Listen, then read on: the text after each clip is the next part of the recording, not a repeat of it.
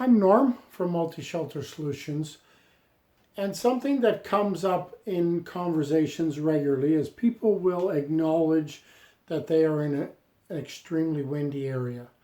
And so that obviously needs to be taken into account when we discuss what kind of structure that we're going to do with them. Now, every once in a while, we will get a request where someone is in an intensely windy area, like it's just really windy all the time. And the question is, can I build a greenhouse here? Now, the short answer is yes. Like, I have not yet come across something, an area that you could not build a greenhouse, but there are a number of things that you could do to make the structure stronger or more wind resistant. And the first thing order that you can do is to go with a lower profile building. Now, in most situations we recommend higher profile because it sheds snow better. But in this case, snow is never an issue, so you go with a lower profile so that it catches a little bit less wind. The second thing what you would do is simply put the ribs closer together.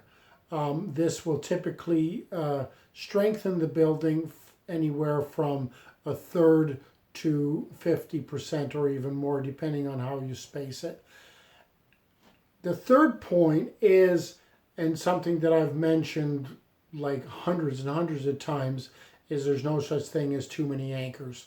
And this would definitely be a situation where you would double up on the anchors simply to hang on to the structure a little bit more. The fourth point would be is to add cross ties to the building. Now, the building is shaped like this. Now, by putting something that goes straight across, you're simply giving support. If the wind comes from this way, this side is holding onto the building. Now, the fifth thing that, and this surprises a lot of people because one of my standard responses for building a building that is more wind resistant is to go double plastic with air between. A lot of people see plastic as something that's a little bit more flimsy and would not help in this scenario. But it truly is amazing how much of a shock absorber effect that you would get when you put that double layer with air in between. That cushion of air just acts as a shock absorber, and when a lot of people are in the area are having trouble hanging on to covers, this just adds and makes the building rock solid.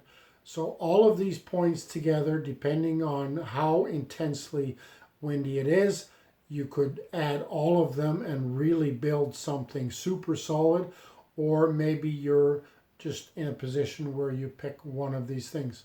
So as always, if this is something that you find helpful, hit subscribe and you will be in line to receive further notices when more videos come.